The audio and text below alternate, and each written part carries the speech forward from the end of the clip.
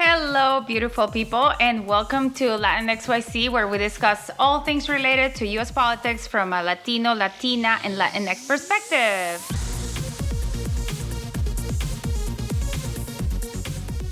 Hola, Clemencia. Hola, mi amor, ¿qué más? ¿Cómo estás? ¿Qué hace? Bueno, aquí esperándote, emocionada de, I'm sorry. In the Hola, Spanish, ¿qué hace? Excited, Hola, ¿qué hace? excited to have our conversation. Yes, me too. Hi, everyone. So my name is Clemencia Herrera, and I am the founder of Moyer Studio, little logo right here, an ad agency that specializes in political advertising for Latinos.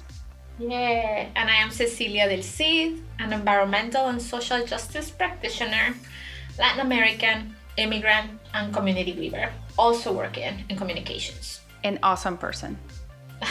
You too, my love. So tell me, all right, what are we doing this week? Where were we last week? So we're going to be continuing our conversation on systemic assimilation, which we decided that it was sort of icky, but very necessary. And Ceci thinks it's a little less icky than me. We also measured our scales of assimilation in which we are. And I think today we're going to take a deep dive into where all this assimilation came from. Mm-hmm. Yeah? We're gonna be thinking or exploring. We're gonna take it we're gonna lean into our curiosity, and we're going to just think about where all these might be rooted. Where is it coming from? Yeah. So, Ceci, what do you think? Well, I think that many of the things that lead to assimilation are rooted in systems of oppression and power. And what do I mean when I say systems of oppression? So I am talking about classism, elitism, racism, for example. What we've been very much in this country going through a lot of reflection, a lot of dismantling work when we talk about racism. I would like and let's not forget that there's racism amongst Latinx as well. Yes, let's be real here. No, absolutely. There is colorism, which is very marked in the Latinx community. There's anti-blackness that is really marked in our Latinx community. There's anti-indigeneity, which is also rooted in racism. Yeah, that word indio. The word indio is horrible. That is supposed to be an insult, right? When we call it, when someone tells you, "Sos tan indio," it's not like saying a pride thing. I'm glad that this little braid over here. I remember many times. Whenever I would go swimming, people, I would braid my hair if I was swimming. People tell me, you look really ethnic.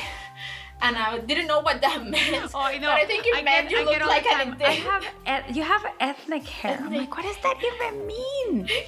Yeah, so those things, right? Like someone saying, hey, when you, appear this way, you look indigenous. And Guatemalan indigenous women, and not just in Guatemala, braid their their hair, right? It's straight, and it's traditionally to use it braided. I like it. I grew up, for me, it was something that I think it was kind of my mom's love languages, the same way she cooked for us. She braided my hair every night before I went to bed, right? It will grow and it will not be a mess in the morning. Yeah. But those are things, other thing that they tell you a lot, hay que mejorar la raza. Hay que blanquear la raza. So when we think about systems of oppression and how we address, how we've been engaging in politics in this country, we have to put a mirror back and think about why might be aligned in one direction or another, and why our politics, because everything's politics, everything is political, art is political, music is political. If you choose not to engage, politics is a system of belief, right? In our system of beliefs, the foundation is all of these things that we grew up with, and all of these things that are embedded and programmed into our beings. And politics is a system of belief as well. Yes. So where our politics rooted into, right? If I think that certain people embody better characteristics or bad characteristics based on how they look, then I might be valuing certain individuals different than others, right? If I think that someone who has lighter skin color tends to be, I consider them better looking. You know, like for example, in my country, in Guatemala, I know that people who are blonde tend to be really like, people dye their hair like blonde a lot, whether that's the best color for you or not. Yeah. Looks super you know, natural. When I think of like, oh, what I want to do to my hair, I'm always thinking I want it to look natural, you know? And sometimes, and I've used blonde, and it was really damaging. It was just not, not the best color for me. And for me, it was like the same thing as saying, you know, I would use pink. You know, I will go back. But I think that when we think like looking blondish, looking towards certain stereotypes, or looking wealthy, right? Yes, looking wealthy too. And there is a reason for why, right? If I look at my country, wealthier class, because it comes from generational accumulation of wealth and land and histories of colonialism and imperialism, people tend to be in the lighter side. Mm-hmm. The poor people. Yeah, it's just like when you watch all those Mexican telenovelas. Go to Mexico City and see if anybody looks like that. Nobody looks like that. Nobody looks like that. That is a false representation of Mexican communities. Yes, and that, you know, the fact that, for example, the movie Roma, or like the first like Mexican actress Yaritza being one that is like nominated to like awards and that is portraying, and also then, and we talk about this a lot of times, how are like we portrayed in media, right? Like, what are the roles available for African Americans, for Chinese, for you know, Latinx? A lot of people are always portrayed as the, you know, el jardinero, the maid, the cholo that is, you know, the gang member, the criminal, the mafioso. So, yes, the criminal. You know, so or the sexy all lady. Those things, the sexy lady too, huh? The hypersexualization. Yeah. So then when we think about those systems of oppression, right? Those are all those things that shape how we perceive the world, and we cannot always see them. It's like the fish cannot see the water. We swim in these waters consistently. Yeah. So yeah, in sort of like as I was saying in the last episode, I had to step back to realize how assimilated I was and how much I was putting down my own culture. And definitely many of us still need, you know, awakening and a little shake up to see the water, right? And to see how much of this programming we have inside of our minds, and just is centuries of programming. Of course it's gonna be difficult to kind of kind of tear it down, you know, learn it. Yeah, you know, it took us, and not just that, I think it will be a continuous process until we are no longer here. Here in the United States? Here in the earth. Oh, like okay. Here. This is not going to... Like as humans? Yeah, it's not going to be a point in which you say like, check. Yeah, I mean, I have dismantled all my oppression. There's always the thinking that one is better than the other. You know, that like that Bob Marley song, Until the Philosophy, with holds one race superior and another. Not only in race, but in general, you know, I'm richer than this guy. I do better than this guy. My skin color is better than this guy, or my religion is better than this other guy's. There's always this like we need to up on one another, and yes, so I agree with you. And I think biases are they're part of human nature, right? Like our brains are coded to fill in the gaps with information we have collected. So, you know, when you are having a conversation, how does my brain know to my brain has certain pathways and relies on certain mechanisms to go and grab information and help me make decisions quickly, right? So that I don't have to ponder everything. Having biases is just part of human nature. We all have them. Like I am biased for like handmade tortillas versus machine-made tortillas, right? And probably you can be biased for arepas versus a tortilla. Yeah, and we I would might say fail that a the blind tortilla, test. the tortilla is better, right? Like I'd be like, the arepa is good if it's stuffed with cheese or something else, but like I would take my tortilla, right? We all have biases. It's part of how our brain process. Yeah, and the world. actually, in this is really important because as people look at candidates, they're already looking at them from the lens of a bias. Yeah. So, as Latino are being reached out to by a certain candidate or by a certain campaign, there's already that programming that is, like you mentioned, the bias. And that's what the lens that they're looking at them through. So if you're deeply rooted in patriarchy, for example, and you find yourself with a young, vital, brown, black, Asian woman, because there's a lot of Latin Americans or Latinx, Asian American, like Asian intersect, like there is like Nipo Brasileiros, Peru and Ecuador have large populations of Japanese descendants and Chinese descendants. There's a lot in Mexico, and like in Guatemala, there's like Korean immigrants. So Asian, like our race, we said, is our phenotypical way, and our ethnicity is our cultural associations. So you can be of any race and be Latino, Latina, Latinx. And identify yourself, This Yes. is why So- that census question was so hard to answer, right? What do people identify themselves with? And it's also self-identification, right? So for example, I use myself as an example. I think of myself as a mestiza in the context of Latin America and Guatemala, just saying like I'm mixed race.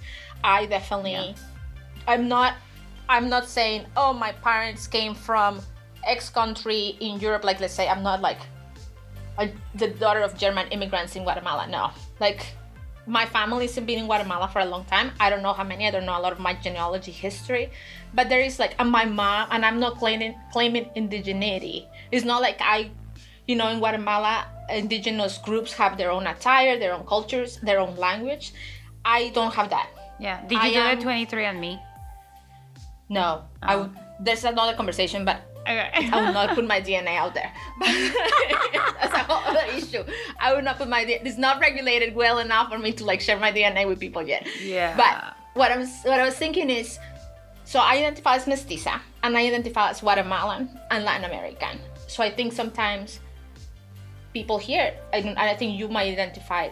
You can think of this question yourself. If you have, if I had Black ancestry, I could be like Afro-Guatemalan, Afro-Latina. I could be Asian Guatemalan, Chinese Guatemalan. I mean, I definitely know that there's some African something, because like, look at my hair. But so I think you're saying the right things, right? Like when we look at a candidate, and I was saying these women, that I was like this hypothetical woman, how many of us think that a woman's role is in leading politically? Or how many of us think, based on that patriarchal thinking, that a woman's role is to be a mother, a wife, a caregiver, other things, not other than a political candidate, right? Yeah. There's a lot of intersectionality in there. Yeah, and if you think also of, for example, the political class in your country, how many of them, how many of the Colombian population are African descendant, Afro-Colombians, for example? It's a small percentage, I think. Okay. Most of them are mestizos. Okay, but they're Black. Yeah. There is a large population of Black Colombians. Yeah, depending on the region. But in the north and west coast, Let's say that 20% of Colombian citizens are Afro-descendants. Are 20% of the political class of Colombian Afro-descendants? Have you ever seen a Black candidate reach power in Colombian politics? Yes, there have been some, not a lot, but yes, there have been. So, it does not reflect the percentage of African Colombians. That's funny. And that's what we're trying to say, right? Like, how inclined are we to vote for people who we have been taught that do not embody the qualities, the good, high moral standards that the political leadership is supposed to embody? Yeah. And also, this whole thing that we talked about, the system of oppression, which includes like classism, right? How likely are people to vote for someone that is low income or came from, a low income family, or someone that is like, well off. So, and this is why, we named this episode Voting for the American Dream. You're voting for the people who you aspire to be someday, maybe, and you're looking through it to that bias, like, oh, I think that person is I have heard family members say, oh, Trump just looks so elegant and very good poise. I'm like, really? We're voting for him because of poise? So, and that's just, I've heard this over by other, about other candidates, good poise, and they just well spoken, and, blah, blah, blah.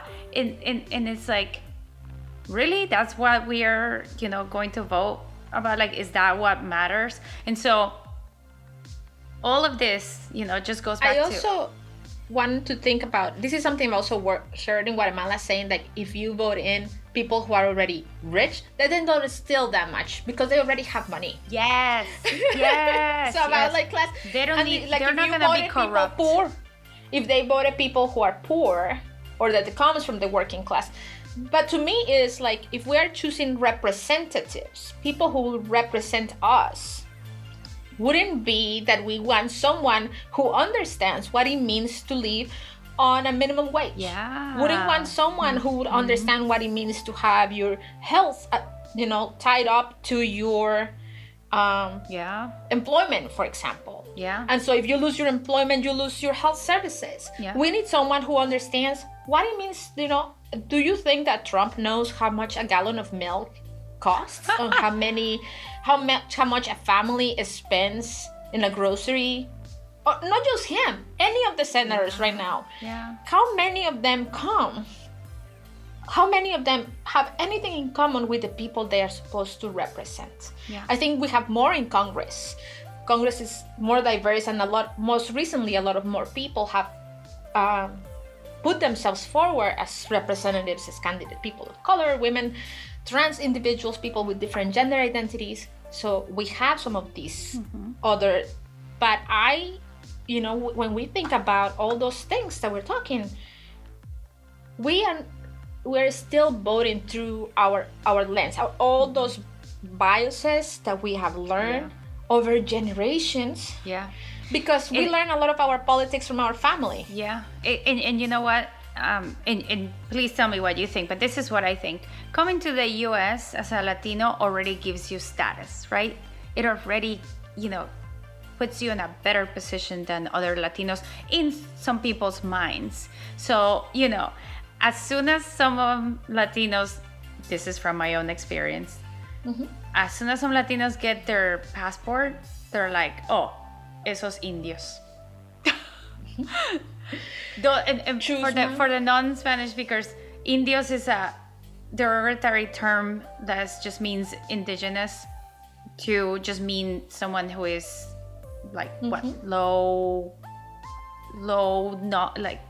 intelligence, and very like rude and just uneducated.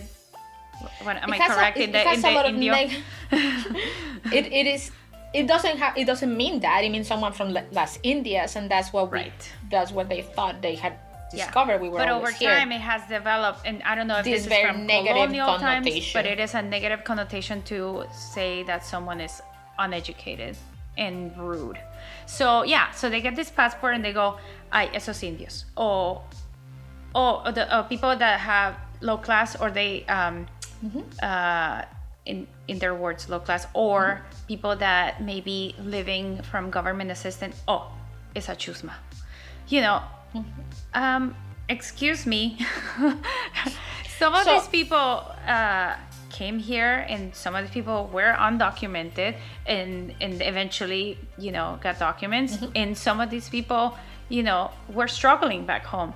So they very quickly forget what it is to have been struggling. And this is where, you know, I get like aggravated, you know, sometimes with certain people, in which I just say, can't you just remember back in the day when you were like this?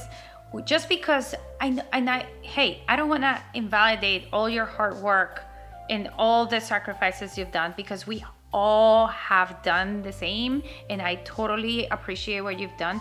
But you don't need to put people down. Just because they are still struggling doesn't mean that they're not working as hard as you are. Doesn't mean that they don't deserve the same that you do. It's not like people are getting things for free. There are certain, and these systems of oppression, in my opinion, are the ones that are keeping people poor, and the ones that are keeping people uneducated and absolutely. So you might be already starting, like, I don't know, it's like almost like starting a race, and they tie your foot to your arm, and so you have to like jump in this race, you know, like it's almost like that. This so a couple of things that you said resonate with me. I think this idea that tells you that poor people are less deserving. So I don't know you, but I don't know any poor person that is not a hard worker. If you have to struggle for the bare minimum every day, and when I think I've seen it here, and in the United States it's a little more difficult because poverty is really out of sight, it's worked really hard to be hidden. In our countries it's more in your face. But if I get it into the streets in Guatemala at like 5 a.m., which I try not to do anywhere ever, because 5 a.m. is, no one should be up. Nothing good happens after 2 a.m., my parents said. No, but like, you know, at 5 a.m. people, the poor people in Guatemala are the ones pushing their carts, pushing their little stand, getting their fruit stand set up. Like, those are the ones doing hard labor, work at that moment. So I want us to think about these. We have made it a character flaw to be poor. It's as a personal failure on your part. I mean, there was another statistic that I read a couple of years ago that was really interesting and very sad, that a quarter of the people that are homeless in the city of Boston have jobs. Yes. So that tells us that the system, the capitalist system, is making it impossible for someone to work 40 hours a week and have a dignified life. I'm not talking that everyone has to live in a brownstone in downtown Boston. I am saying that everyone has the right to live in a clean home that has water and utilities and has good space outside, like good like trees on the streets, like it's, you know, environmentally safe, that doesn't have lead paint, like to eat. Do not have to make a decision between, do I pay for my car so I can go to work? Do I buy my bus ticket? Do I pay for my rent? Or do I buy food for my children? So if you are working, you should, and some people say, well, it's their fault that they have these jobs. But is it? And do we fund all our schools the same way, at the same level? The way the system is set up right now is like the wealthiest neighborhoods have already the best health, like the best public schools, right? Because imagine of property taxes. If we invested the same amount per each child, let's say we collect all the property taxes in the city of Boston, and then we spent the same amount per child. Imagine that. Imagine what that would mean to invest the same amount of money. So that's what I was saying. Like, we attach this personal flaw instead of thinking that it's systemic. And also, we believe in this, especially in the United States, this meritocracy. When pull yourself by your own bootstraps. Some people don't have boots. And working hard equates to how successful you are. And you know what? As a person of color, I can say that I've worked my butt off. I should probably be a gazillionaire. But you remember how... but sometimes we are set up for failure. Sometimes. You remember how, I think it was no matter how Obama, hard we work, it doesn't compute. You're right. It doesn't compute. And you remember how Obama, I think he mentioned it in one of his many speeches, like black men had to work twice as good as do twice as much work to prove themselves. And all the ladies white men. All the ladies can relate to this.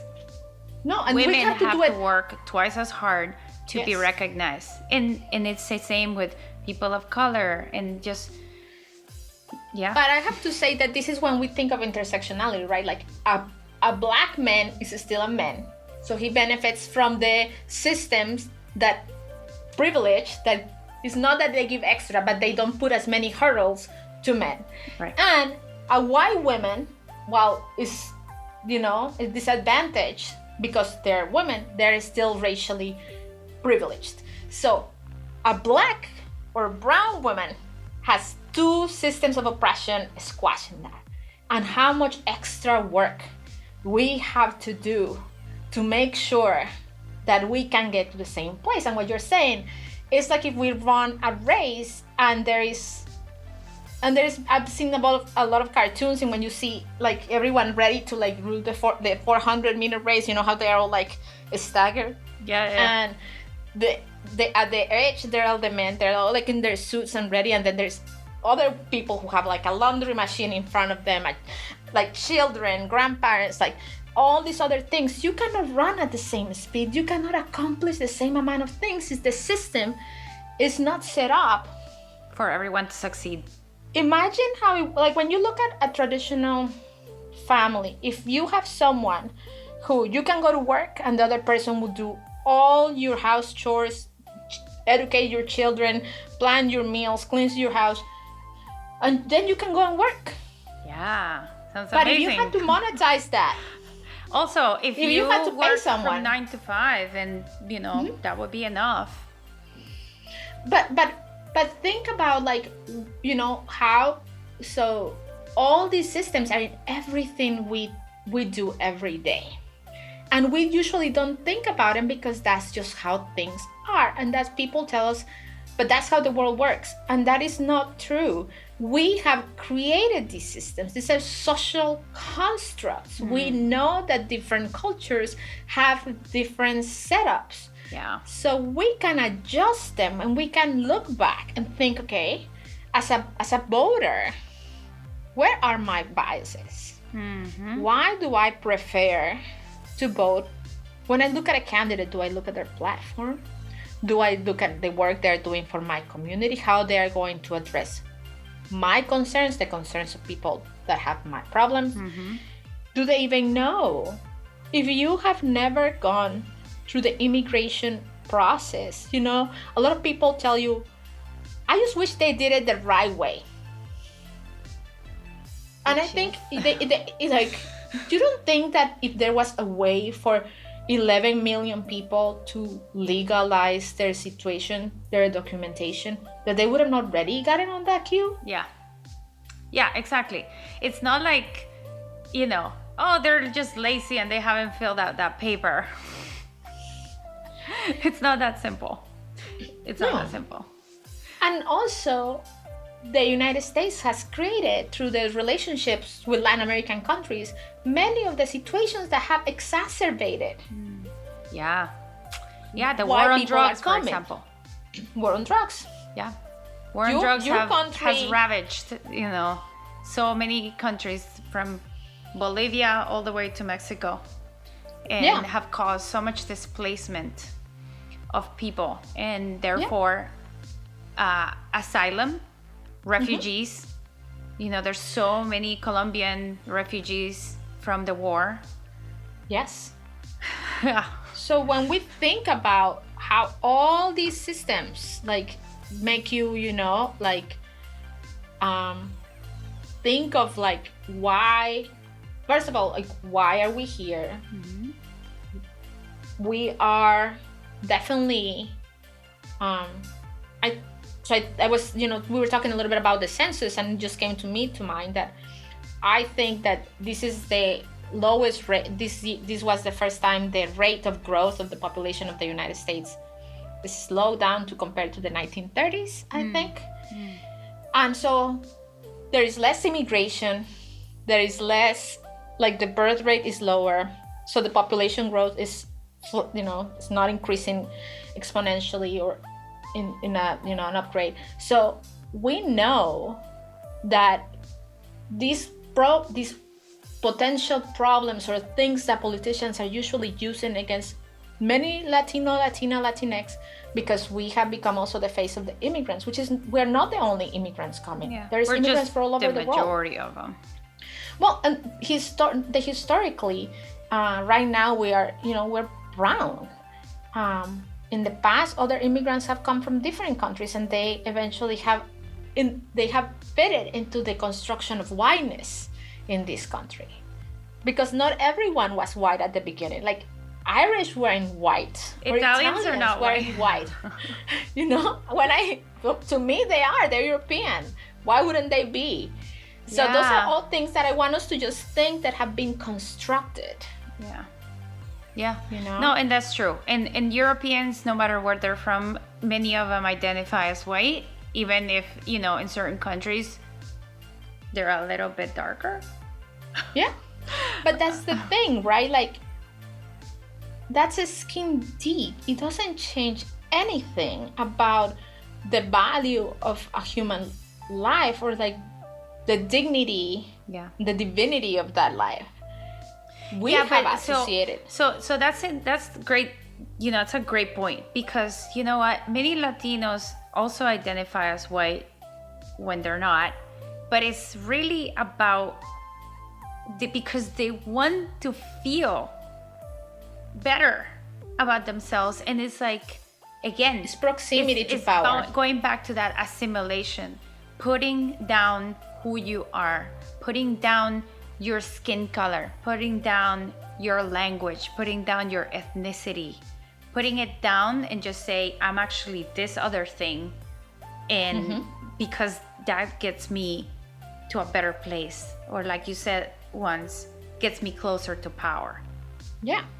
I think we think of like a spectrum, and white is this phantom imaginary holder of all virtues, and black has all these character flaws, right? And that's why colorism affects in Latin America, because we're brown, right? So we're not quite as dark as black, right? And think about how difficult, like, when people are dark in our countries. I'm very pale right now, but the ability of being lighter skin gives me privilege, gives me opportunities to jobs, that gives me probably better treatment. People in Guatemala even pay attention to your last name being indigenous or not. What it means to have, and like I remember friends being in love and their parents being like, my grandchildren will not have that last name. I'm sure that some of them changed it too. Well, but like what I'm saying is that their partner was going to have like indigenous last names. That was not not seen, and people can change that. And people like indigenous people in Guatemala are really proud. They are real, like, I think they're more connected to their culture than people who are mixed race are. We are more in that spectrum, and I think we're also very much always trying to, like, there is a huge market for people to have bleaching creams, for your features to be whitened, so your nose to be sharpened, your lips, even though now lips, like big fat lips, are kind of in fashion right now. For a long time that was booties. But those have been kind of commercializations of black features that then puts them in this like also consumption of black and brown bodies, which is also over sexualized, right? Yeah. So that is that's rooted in capitalism, in how we consume beauty, how we what is sold, sell to us, what products are developed for us. Yeah, from back in the beginning of entertainment, Americans were shows, were like entertainment. They were the dancers, they were the singers, and the women were over sexualized, and so were the men. So it's still pervasive. You still see it. And then Latinas is the same, as we said before. They're also over sexualized. They're the ones that come on and break up the marriage, and they're the lovers, and the men are also the lovers, the Latin lovers. And but I think so, this is a good conversation for us to and I'm just keeping an eye on our time and not, trying to keep you all reminder that we will continue having this conversation. Yeah. But we have so much more to say about this. We have to begin thinking and exploring and not doing it. We're not having this conversation to tell people you're bad. Right. We're having this conversation so that as community we can think about what have we done that is being ingrained and how we can unlearn it. Yeah, because right? It's not about it is being bad. It's less about being the victim, because that's one of the consequences of being colonized. We are the ones that lost. We were the ones that were oppressed. We were the ones that have been victimized. But you know what? We're not the victims anymore. This is about responsibility and taking our place and claiming our power. And so this is sort of like a little tickling of maybe if you feel something, maybe this offends you, and that's fine. We want to shake up because there's some of this. If it offends you, maybe there's something that maybe we need to look at, and because at the end of the day, this whole thing that we're talking about is because the plan is to divide and conquer. They are trying to divide us in many different ways and put us against each other. And what we're trying to do is sort of start to untangle all these things that are trying to divide the Latino community, because we are not against each other. We need to come together and fight for each other and support each other as a community. And I think we have great traditions of doing that. I think that when we think from scarcity instead of abundance, we fall into that. When we think if I have more, that means that Clemencia has to have less. Instead of thinking I can have a dignified life in which I thrive in it, and Clemencia can also have a dignified life and thrive in it. And it doesn't have to be thought of on dollar signs. Yes. All right. Right. So to be continued. This is awesome. Thank you so much, Ceci, and thanks for all of you who are listening out there. Please leave us a review, send us an email, clem@latinxyzpod.com. Tell us how you feel. If you hate us, I hope you don't, but if you do, let us know. There's also a Twitter account. More social media stuff is coming up, but there's a Twitter account, LatinXYZPod, and let us know how you feel, and if you like it, or if you have any topics that you want us to dissect and take a deep dive on. And thank you very much for inviting me to have these conversations and for sharing all the important details of your experience with me. Yes. All right. So see you soon. Thank you, and see you next week.